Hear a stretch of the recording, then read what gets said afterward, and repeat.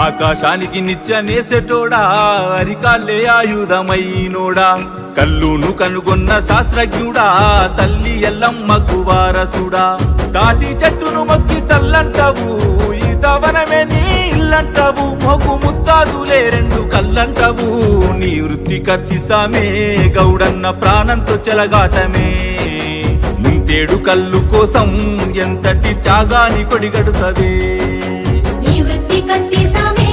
గౌడన్న ప్రాణంతో చెలగాటమే ముంతేడు కల్లు కోసం ఎంతటి త్యాగాని కొడిగడుతవే